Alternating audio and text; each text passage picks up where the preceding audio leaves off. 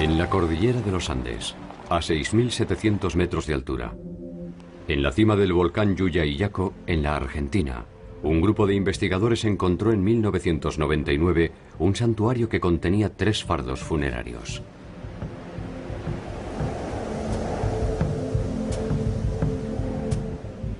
Corresponden a 3 niños de escasa edad que fueron sacrificados hace más de 500 años. Las bajas temperaturas de la alta montaña conservaron los cuerpos con su musculatura intacta. Sus ropas estaban en buen estado. No poseían traumatismos ni daños corporales. Se encontraban recostados con sus piernas cruzadas y podría decirse que simplemente se habían quedado dormidos.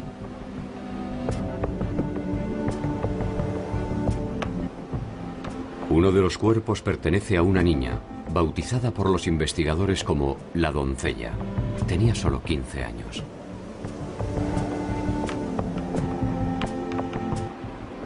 La niña del rayo no tenía más de 6 años y fue llamada así porque un rayo calcinó su cuerpo en algún momento posterior a su muerte.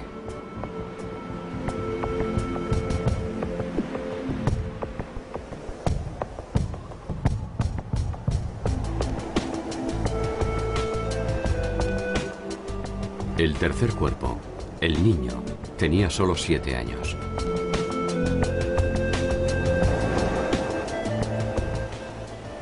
Junto a ellos se encontraron una serie de ofrendas. Finas piezas de cerámica, exquisitos tejidos y algunos collares, entre los que destacan unos de color rosado realizados con muyú, un bivalvo originario de las costas del Ecuador y que fue conocido como el oro rojo de los incas.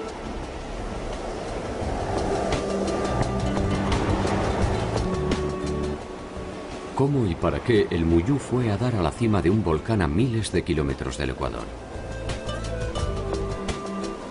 ¿Qué significado encierra este sacrificio ceremonial? ¿Quiénes lo realizaron y por qué? Son algunas de las preguntas que nos exigen remontarnos en el laberinto de un tiempo perdido. El sacrificio ceremonial fue realizado sin lugar a dudas durante el Imperio Inca. Y traducir las señales que encierra el santuario exige conocer su historia, sus costumbres y su inagotable legado.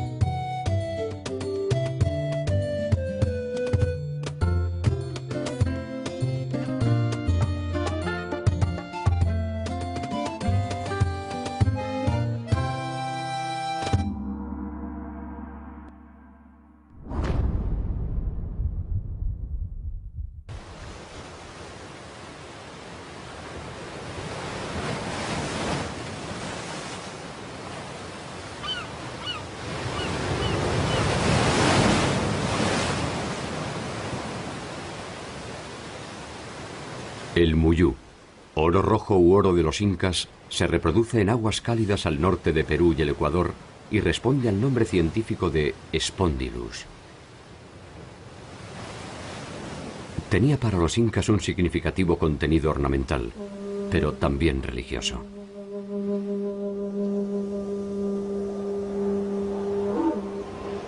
El descubrimiento en el volcán Llullaillaco se puede atribuir entonces a razones de estado.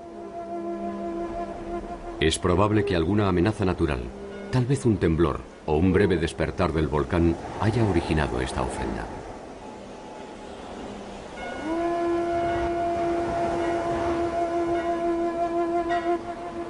Los incas solo practicaban sacrificios humanos en situaciones excepcionales y en virtud de un principio básico para el funcionamiento de su mundo. Si algo se le pedía a los dioses, estos debían recibir algo a cambio. La cultura inca es una original y aparte.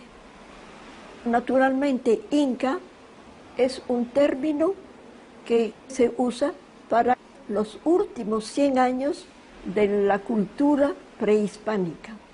Pero ese término significa miles de años de cultura anterior a los incas. Desde la Amazonia hasta el mar, desde Colombia hasta Chile y Argentina, atravesando Perú, Ecuador y Bolivia, el Estado Inca fue la organización política, económica, militar y cultural más extensa del continente americano.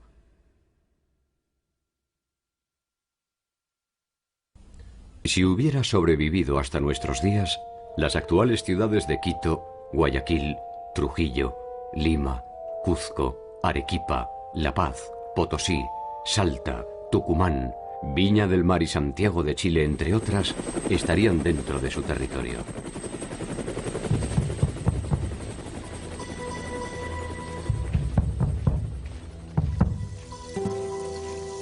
Sus ejércitos llegaron a contar con decenas de miles de hombres. Sus ciudades fueron refinadas y monumentales.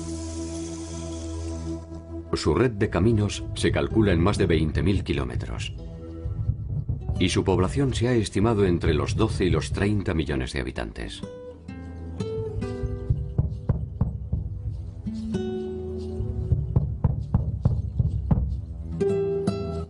El nombre con el que los incas identificaban a su territorio era el de Tahuantinsuyo, y estaba dividido en 4 grandes suyus, o regiones.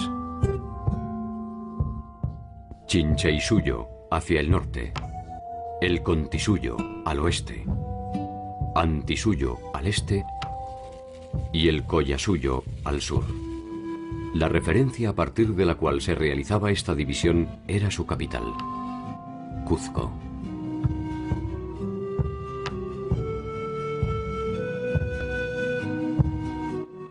Cuenta la leyenda que la historia de los incas se inicia cuando los hermanos Ayar, Uchu, Cachi, Manco y Auca, acompañados por sus hermanas Mamá Oclo, Mamá Huaco, Mamá Cura y Mamá Raua, abandonan la casa del escondrijo en busca de un lugar en el que establecerse.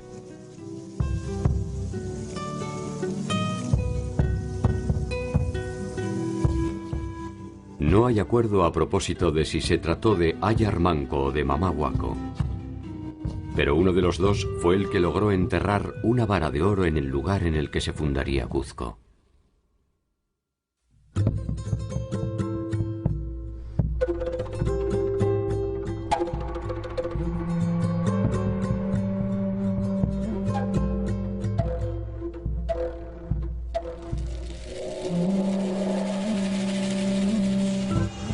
Cuzco fue el centro político y ceremonial del Estado, y desde allí se extendió en sucesivas conquistas militares y diplomáticas.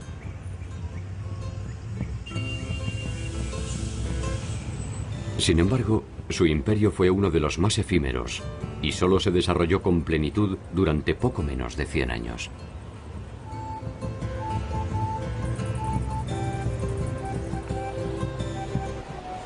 Ese tiempo fue suficiente para consolidar una expansión territorial inédita en el continente.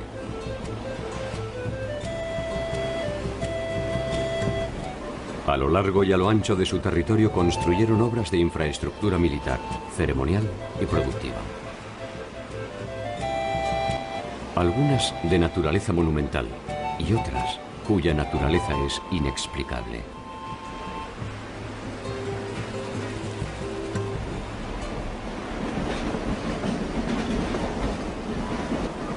Como si esto fuera poco, se les debe a ellos el descaro de construir una ciudad en la cima del cielo, que permaneció invisible a los ojos del mundo por más de 3 siglos y medio.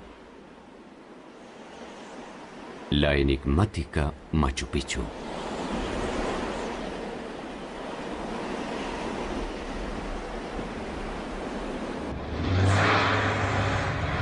Hacia el año 1200, Cuzco había dejado atrás su condición de población rural y bajo el liderazgo de Manco Inca, iniciaba sus primeras conquistas en las regiones aledañas.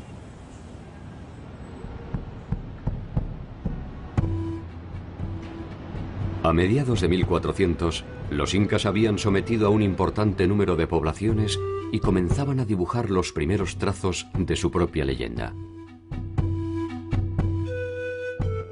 Para ello fue necesaria la impronta de un hombre legendario, Pachacútec Inca Yupanqui. Pachacútec es quien llevó a los incas a su victoria definitiva contra los chancas, un grupo étnico proveniente de Ayacucho empecinado en desafiar la incipiente hegemonía de Cuzco.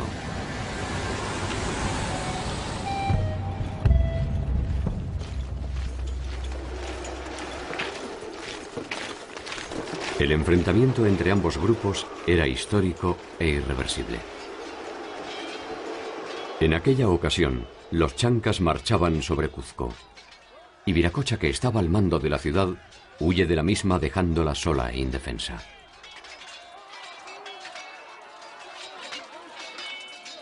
Pachacútec, por entonces apenas un joven príncipe, asume la defensa de Cuzco, y aún en inferioridad de condiciones, vence a los chancas mediante ingeniosas estratagemas e indudable valor. Se formó una leyenda de que él puso unas piedras con cascos y armas para que creyeran los enemigos que eran gente apostada, lista para conquistarlos. Entonces, esto los desmoralizó a los enemigos que les hicieron. Bueno, en todo caso, ganaron los incas y los persiguieron bien adentro de sus tierras. Y eso marca el desarrollo y el inicio del Estado inca.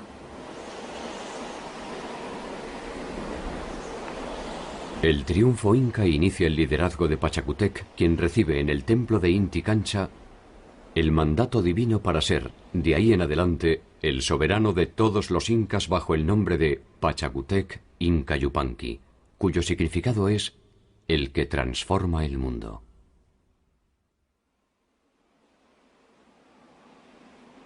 Con él nace el imperio histórico y la dinastía de los hijos del sol.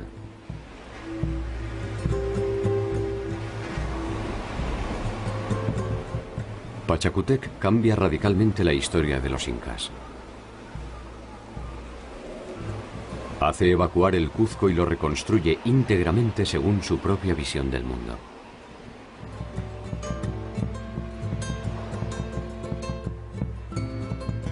Profundiza en la expansión militar y aumenta el poderío económico.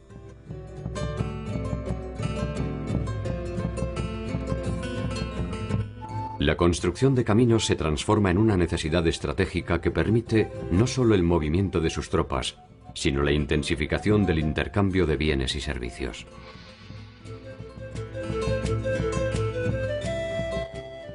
Reglamenta el trabajo obligatorio y generaliza el idioma quechua.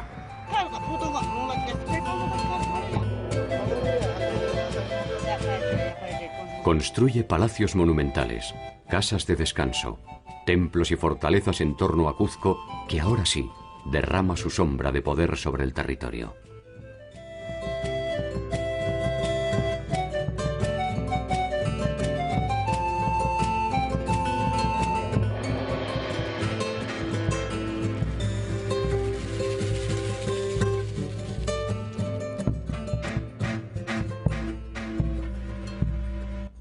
Pachacútec no solo construye las bases materiales de una nueva era para los incas, también establece la condición dinástica de los soberanos que son designados directamente por Inti, el dios sol, quien pasa a ser la deidad primordial.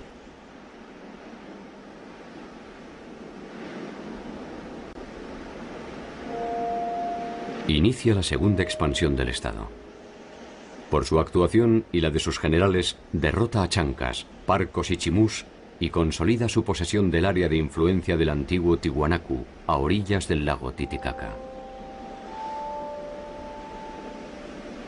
Su sucesor Topa Inca multiplicará exponencialmente la expansión del Estado entre 1463 y 1493.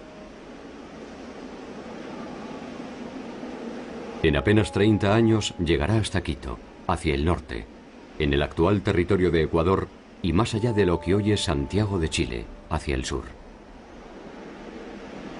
Finalmente, bajo el gobierno de Huayna Cápac, los incas alcanzarán el actual territorio colombiano.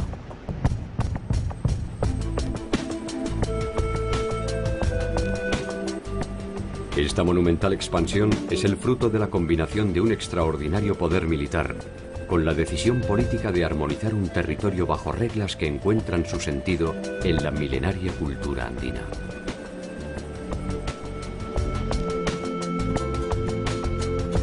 De alguna forma, los incas imponen leyes que los pueblos sometidos ya consideraban como propias.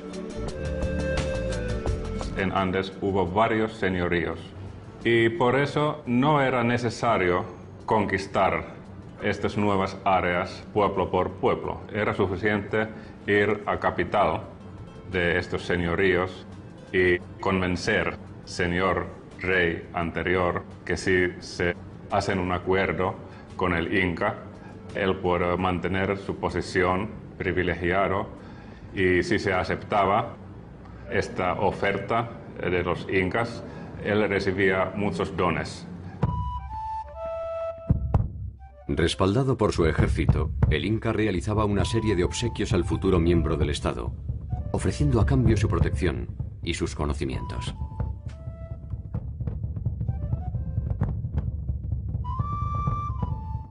Si algún pueblo se rebelaba ante la invitación, las consecuencias podrían ser desproporcionadas y ejemplificadoras.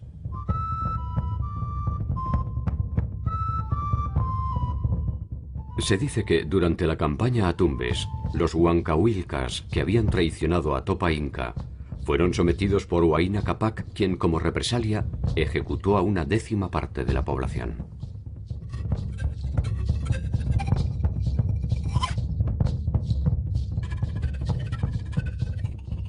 A los curacas supervivientes se les extrajeron 2 dientes superiores y 2 inferiores, para que todos identificaran a quienes osaron desafiar al Inca.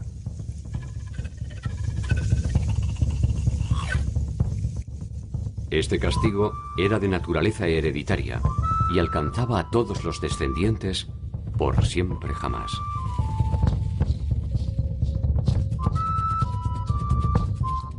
Tarde o temprano, a veces con tenue convencimiento, a veces bajo el influjo de las armas, uno a uno, los pueblos vecinos pasaron a formar parte del Estado Inca.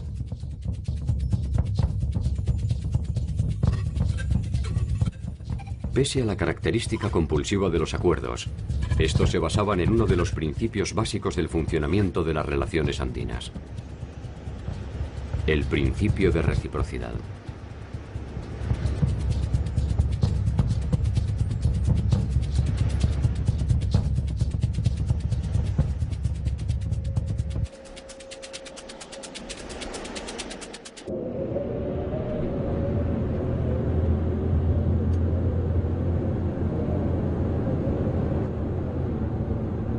Las primeras hordas que llegaron a estos lugares del mundo llegan y encuentran un territorio hostil, difícil de conquistar. De ahí parte el sentido comunitario del mundo andino. Por eso hay que remontar a tiempos más atrás para comprender este espíritu comunitario que necesita recibir ayuda y dar ayuda, lo que se llama la reciprocidad.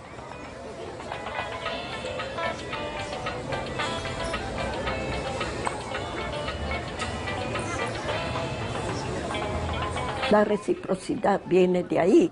Yo te doy, tú me das. Y toda la estructura inca se basa justamente en la reciprocidad.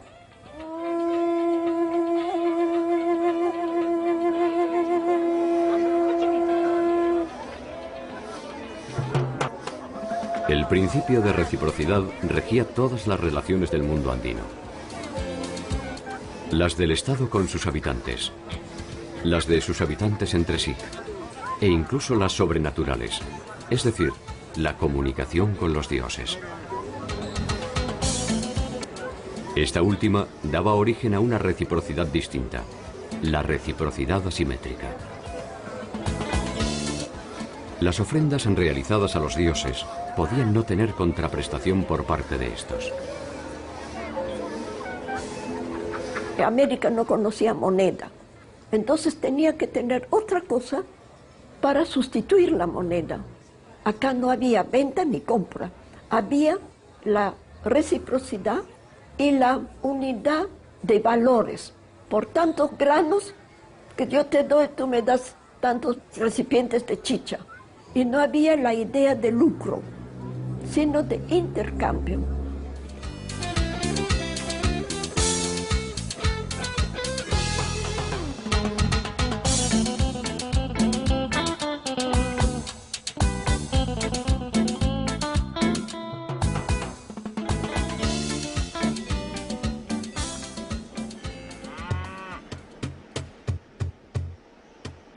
El Estado inca se basaba en la fuerza de trabajo para tener la riqueza que cada estado tiene. El hombre del común no daba nada de su parcela de tierra. Su parcela de tierra era intocable, era de él y nada más. Pero tenía que dar fuerza de trabajo al inca, a los dioses, una serie de obligaciones de trabajo. Y el producto del trabajo iba a los depósitos estatales. O sea que el Inca tenía una cantidad de productos alimenticios, de trabajos manufacturados, y que eso era su riqueza, de la cual necesitaba para la reciprocidad.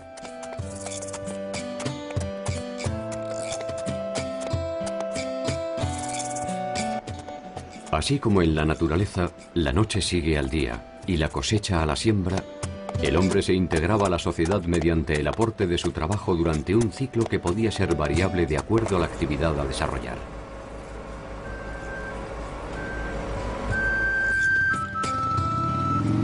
El individuo cumple con el Estado y asegura su manutención. Hay que tomar en cuenta que en Imperio Inca no se pagaban tributo en especie. Única manera para pagar su obligación para el Estado era un sistema que se llama mita. Mita era obligación de mano de obra de todos hombres adultos para hacer un servicio para el Estado y también para la Iglesia.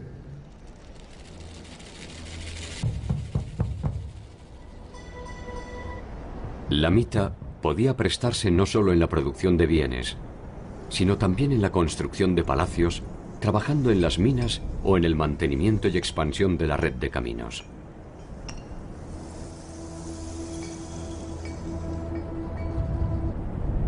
Los que cumplían la mita guerrera debían servir al Inca en sus conquistas o sofocando rebeliones. Con los recursos obtenidos, los incas se permitían multiplicar su expansión, ya que disponían de los medios para persuadir mediante la reciprocidad o la violencia a los futuros miembros del Estado.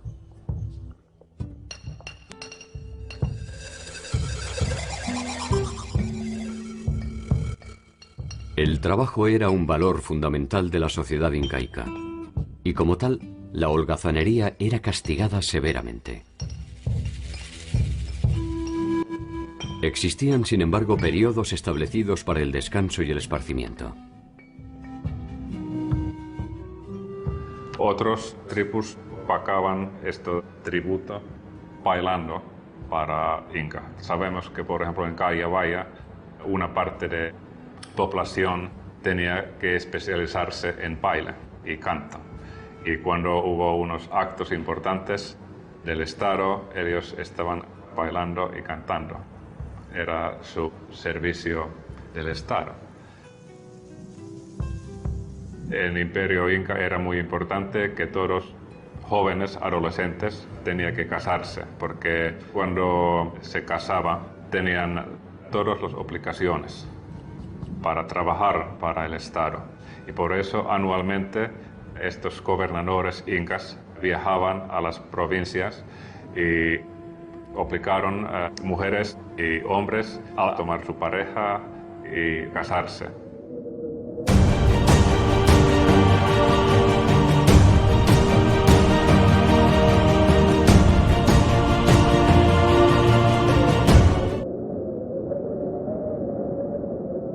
Las familias estaban organizadas en torno a un ayllu. El ayllu era un grupo poseedor de una unidad productiva en la que sus miembros trabajan según su especialidad. Podían ser artesanos, tejedores o agricultores. La reunión de varios ayllus era el origen de una comunidad que poseía sus propios jefes o curacas, encargados de la organización y administración de sus integrantes. El producto de este servicio al Inca se depositaba en los tambos.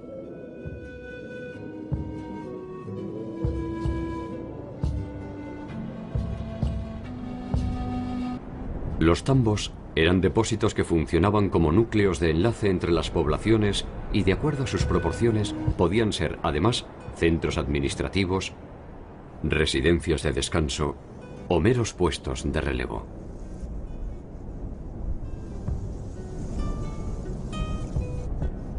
Estos puestos se ubicaban cada 2 o 3 mil metros. Poseían al menos 2 mensajeros que, mediante un sistema de postas, podían transportar información o pequeños bultos atravesando el vasto territorio en algo más de 20 días.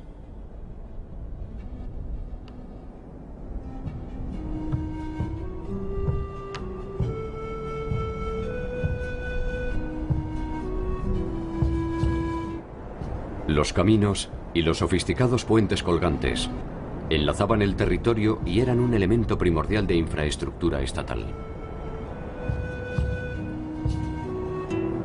Por ellos se movilizaban los administrativos, los nobles y los ejércitos.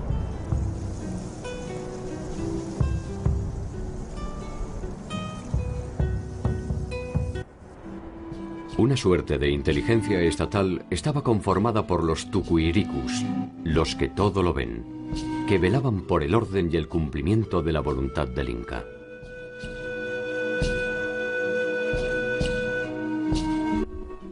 Esa voluntad se traducía en un inédito sistema de convivencia en el que se combinaban el trabajo individual y el aporte colectivo.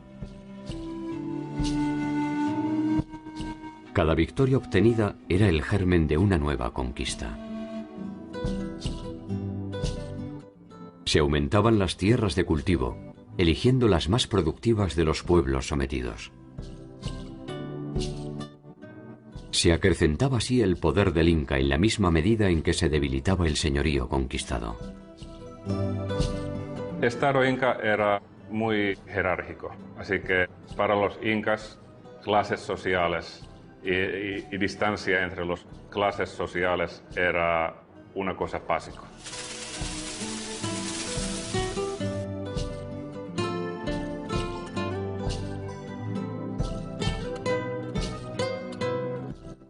La jerarquización del Estado Inca no descuidó la larga tradición tecnológica que había fundado la base de los pueblos andinos. El conocimiento también formaba parte de este circuito de intercambios.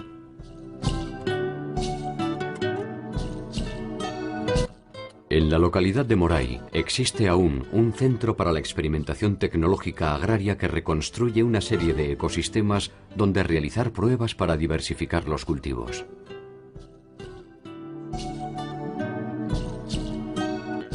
Allí se conocían y se exploraban cada uno de los ciclos de siembra, que posteriormente serían transmitidos a los nuevos miembros del Estado.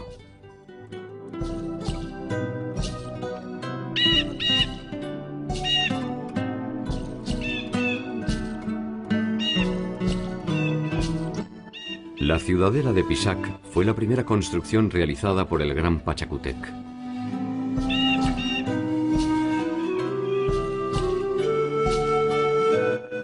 Se trata de una obra de carácter ceremonial y defensivo que se utilizaba también como residencia.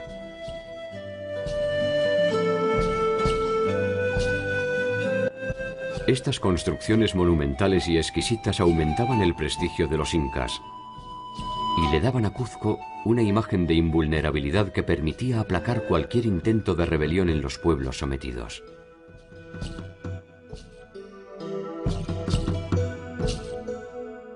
no era solo prestigio, porque también tenía mucho poder militar, casi 1 millón de hombres accesible para cualquier guerra que Inca quería competir.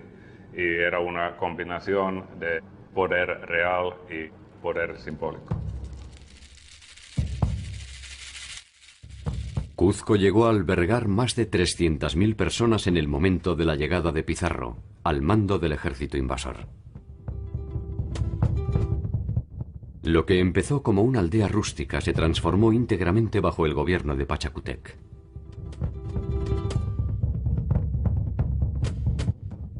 Entre sus habitantes predilectos se encontraban los soberanos incas que lo habían precedido, quienes, momificados, conservaban sus honores, sus vasallos, sirvientes y privilegios. En las fiestas ceremoniales o cívicas, sus cuerpos eran llevados a la plaza central.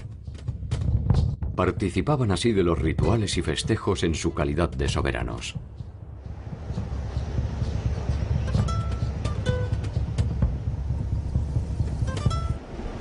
Fueron muchos e increíbles los logros y glorias alcanzados por Pachacútec.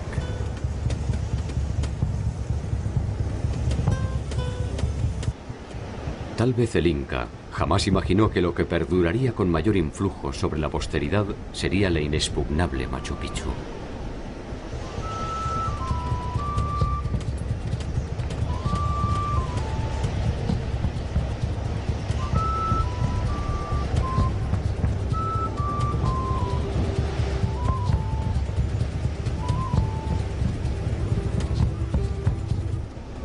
Su sola observación alcanza para comprender la verdadera dimensión de la civilización inca.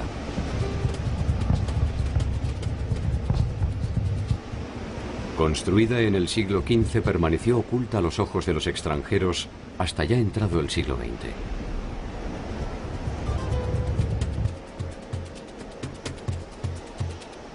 Después de la invasión española, y más allá de la cruda resistencia de los incas, el secreto se mantuvo en la montaña sin que nadie desvelara su existencia.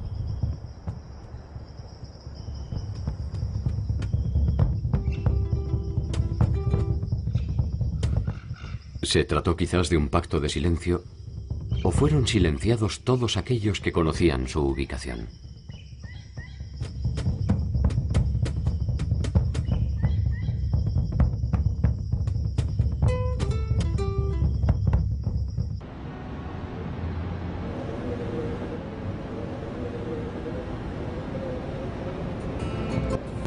Ubicada a 130 kilómetros de Cuzco, a más de 2.200 metros sobre el nivel del mar, Machu Picchu es hoy la construcción más emblemática y conocida del Imperio Inca.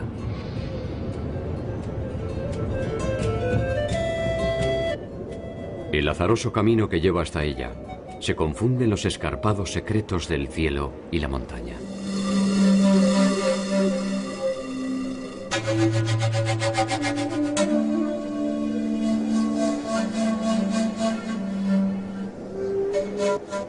Profundos abismos dificultan su acceso y ayudan a esconder su esquiva figura.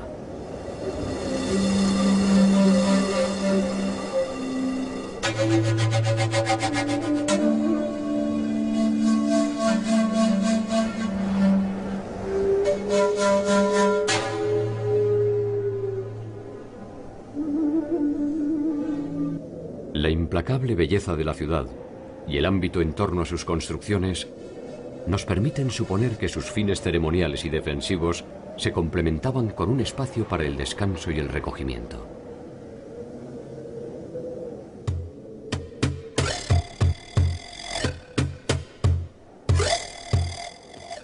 Sus edificaciones de piedra pulida recrean un recorrido casi inverosímil que desafía nuestra credulidad.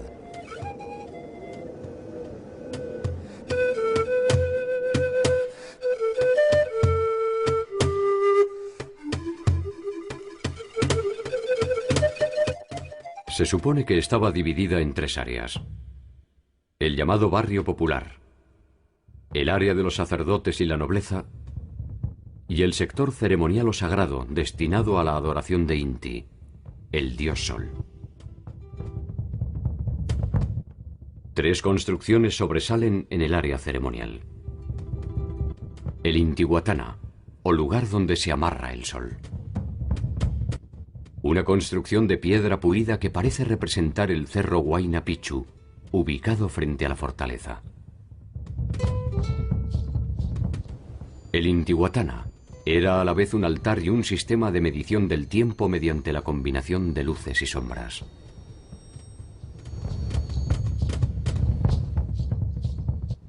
El Templo del Sol. Es una construcción que solo estaba reservada a los sacerdotes y al mismo Sapa Inca.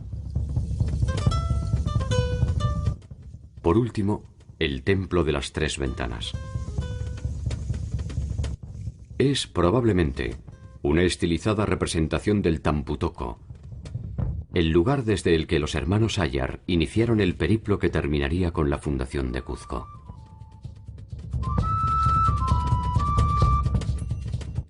La nobleza habitaba una zona residencial de casas situadas sobre las laderas e identificadas con el color rojizo.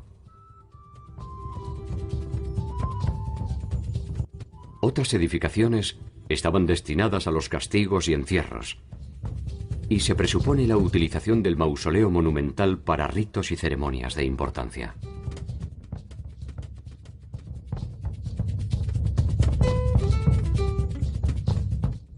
Separada de la zona residencial, la gente común desarrollaba las tareas productivas necesarias para el funcionamiento de la ciudad.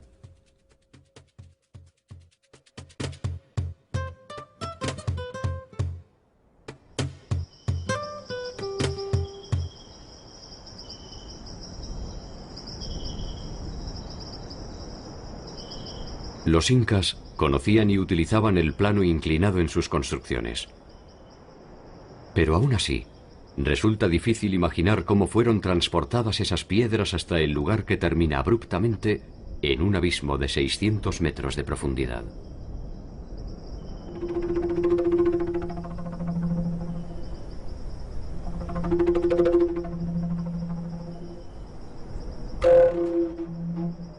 Son 140 construcciones y más de 100 escalinatas de piedra.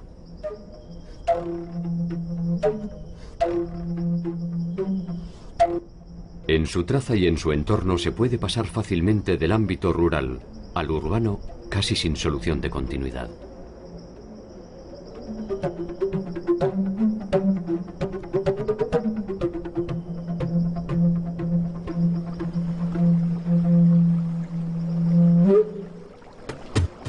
La ciudadela posee un sofisticado sistema de suministro de agua tallado sobre la roca que alimenta las fuentes interconectadas por canales y desagües.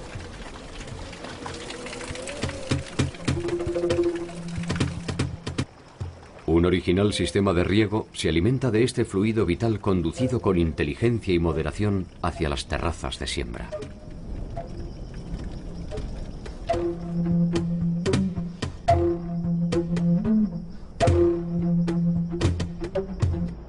Desde el Huayna Picchu, el cerro que la tutela, puede observarse el conjunto arquitectónico en su totalidad.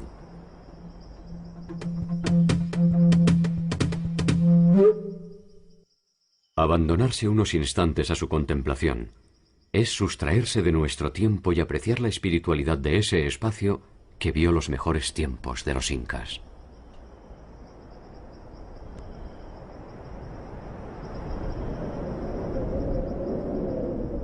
Una incómoda sensación de mundo perdido que parece emanar de sus rocas gastadas se dispersa con la misma impronta silenciosa con la que se ocultó Machu Picchu.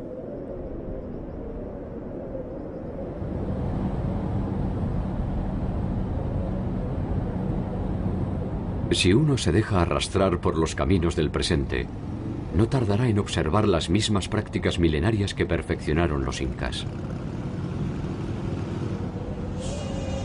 Lejos y no tan lejos de las ciudades, el conjunto de la sociedad continúa con espontánea fidelidad, recreando cada una de las leyes no escritas de su raza.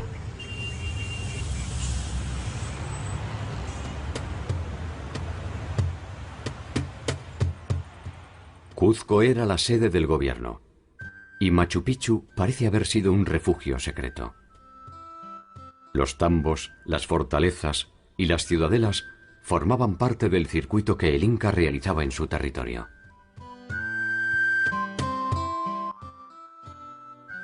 Algunos de estos viajes tenían como finalidad controlar el normal funcionamiento del imperio. Mediante estas visitas se aseguraba el cumplimiento de las directivas y el ideario cuzqueño. En cada visita se atendían asuntos administrativos, políticos y religiosos. Periódicamente se relevaban existencias materiales, pertrechos y suministros y se censaba a la población.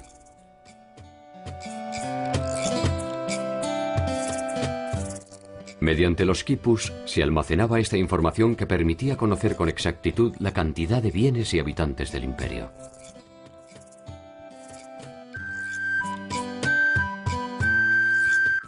El quipu es un sistema de escritura mediante nudos de variadas formas agrupados en cuerdas de diversos colores. Preferentemente servía para registrar cantidades relativas a inventarios de cosas, nombres de personas, parentescos y tributos.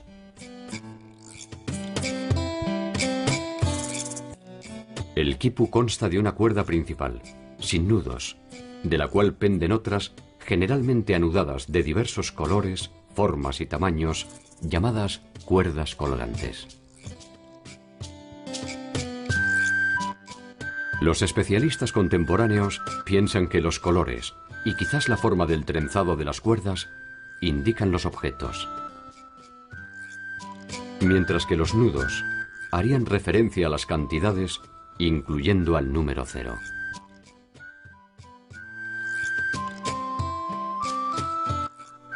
Toda esta información terminaba en Cuzco. El poderío de la ciudad alimentó también la existencia de la codicia, que sembró rápidamente la intriga entre los distintos miembros de la nobleza.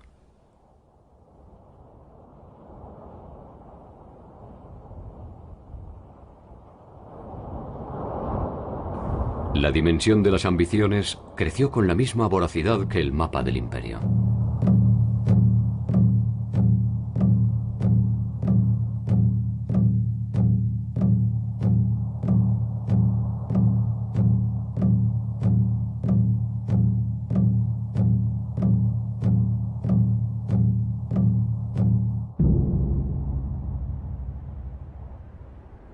Pocos se animaban a desafiar al poderío inca. Ni curacas ni rebeldes. Los que lo hacían corrían el riesgo de ser aniquilados, castigados o, en el mejor de los casos, desterrados hasta el fin de sus días.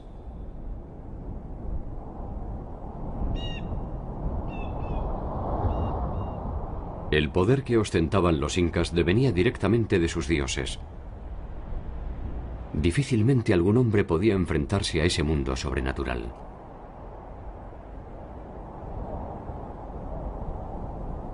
Aquellos dioses que pertenecían a sus enemigos habían sido silenciados bajo el influjo de su conquista.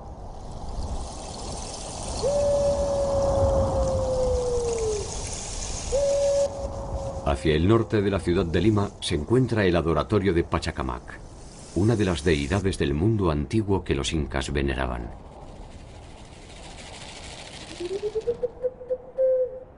Algunos incas lo incluyeron como estancia durante sus viajes administrativos y de conquista, y construyeron en él algunas edificaciones para sus fines particulares. Entre ellas se encuentra una de las casas de las escogidas, o vírgenes del sol. La visión medieval europea ofreció una mirada entre prostibularia y supersticiosa a propósito de las casas de las escogidas.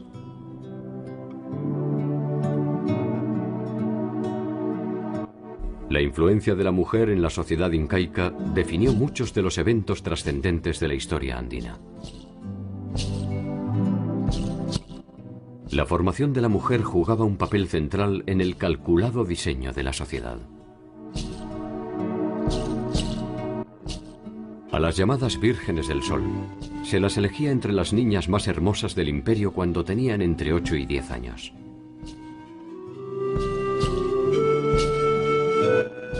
Durante su estancia, se instruían en las técnicas del tejido, en la formación musical y en la elaboración de chicha, una bebida de base fermentada que se utilizaba en las celebraciones incas.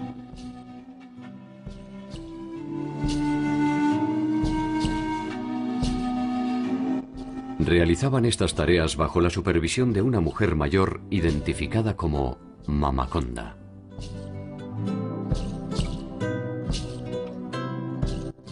Permanecían en el lugar hasta los 14 años, cuando podían ser entregadas en matrimonio. Aquellas que se quedaban eran las consagradas al dios Sol, y de entre ellas se seleccionaban las elegidas para los sacrificios humanos.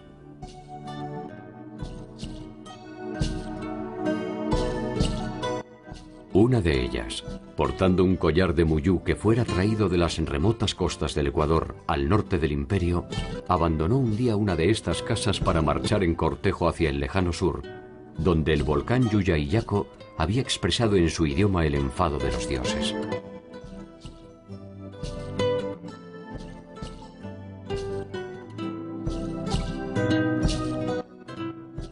En su pequeño cuerpo, en sus pequeños pasos, late el peso de todo un reino. Ella va hacia la muerte como una ofrenda para que sus dioses restablezcan el equilibrio del mundo. Poco puede entender su trabajada pureza del verdadero fango que rige el destino de los hombres. Difícilmente pueda saber que el fin del imperio no será producto de un acto divino.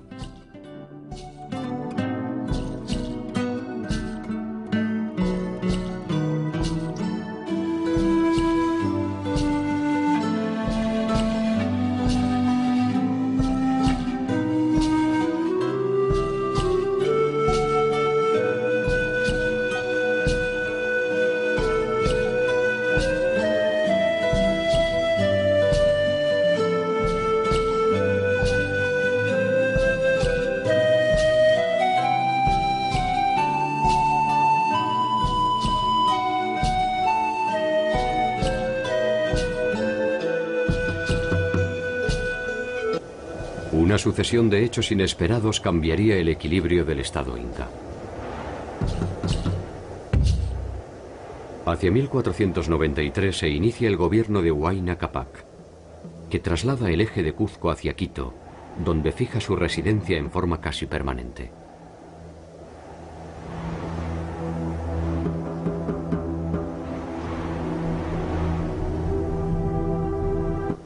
La importancia de Cuzco se va debilitando y las posibilidades de expansión del Estado inca se consolidan hacia el norte en detrimento de las áridas y empobrecidas tierras del sur.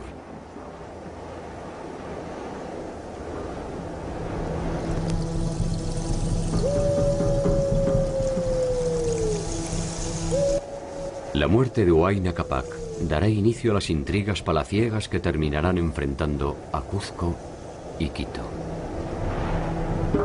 Las sucesiones incas son muy tumultuosas, con muchos asesinatos, intrigas, porque no había lo que hay en Europa, la primogenitura. Entonces era un número limitado de candidatos y había que escoger entre esos limitados candidatos. De ahí que vienen crímenes, pasiones, y se matan y hacen de todo. Huayna Cápac muere sin dejar resuelta su sucesión. Dos de sus hijos, Huáscar, que reside en Cuzco, y Atahualpa, que reside en Quito, reclaman para sí el derecho de convertirse en el nuevo jefe inca.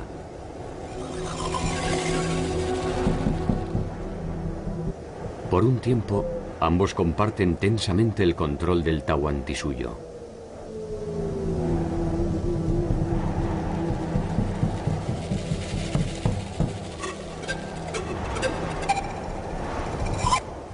En 1532, Huáscar reclama la sumisión de Atahualpa y este responde movilizando a su ejército de más de 50.000 hombres en dirección a Cuzco.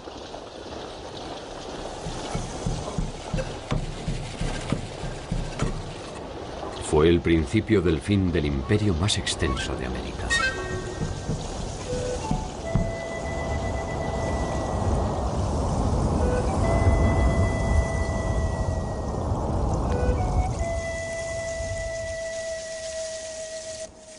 Cuzco todavía sería protagonista de nuevas hazañas, en un nuevo tiempo histórico que para los incas era absolutamente desconocido. Las señales de esta deslumbrante cultura están vivas en los nombres de sus célebres protagonistas.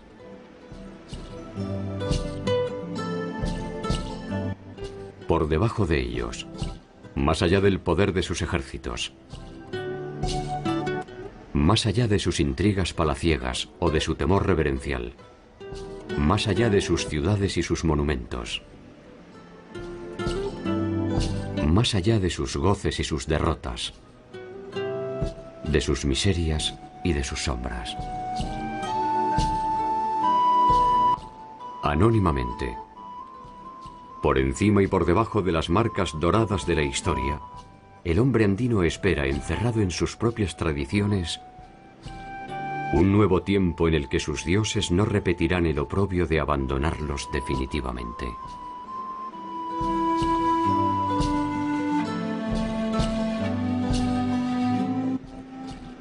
Tal vez porque saben que no hay imperio más perdurable que aquel que no es más que la suma de los hombres que lo componen.